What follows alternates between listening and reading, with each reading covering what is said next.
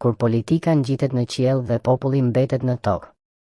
Rrëfimi i një ndarjeje që po thellohet. Në çdo sistem demokratik, politika duhet të jetë një orë që lidh qytetarin me institucionin.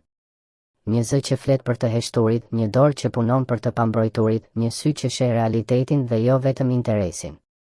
Por në Shqipëri, kjo orë është bërë një mur i lartë, i veshur me xhama të zinj makinash luksoze, me vila të izoluara dhe me rroga që si afrohen dot as endrat e qytetarit të zakonshëm.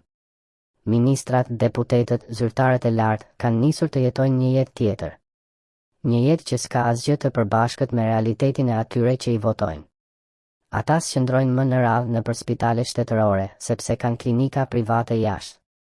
Fëmijët e tyre nuk mësojnë në shkollat publike që ata vetë financojnë me buxhetin shtetëror, sepse studiojnë jashtë. Nuk ecin në këmbë, nuk marrin autobus, nuk i ndjen më askush në rrugë, sepse janë të rrethuar nga truproja, skorta, barriera dhe makinat me targa të veçanta që s'respektojnë as semaforët. Kjo nuk është thjesht arrogancë. Është një ndarje psikologjike nga populli. Sepse kur nuk e ndjen dhimbjen e tjetrit, nuk ke më arsye ta shërosh.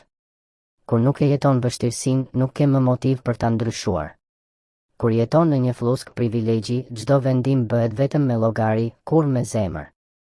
Politika është kthyer në estradë. Me buzëqeshje false në televizor, me status popullor në rrjete sociale, por me jetesë që nuk ka asnjë lidhje me jetën reale të popullit. Atyre nuk u dhem buka, nuk u mungon uji, nuk i pret rryma, nuk i merr banka shtëpinë. Ata nuk presin orë të tëra në dyer institucionesh për një firmë. Dhe kështu, vendimet që marrin janë vendime të verbëra.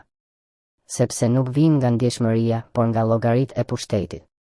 Kjo është drama jonë më e madhe, politika është shkëputur nga njeriu. Dhe kur politika nuk është më për njeriun, ajo bëhet kundër tij. Kur ministrat ndihen më të rëndësishëm se populli, atëherë nuk kemi më demokraci, kemi kastë.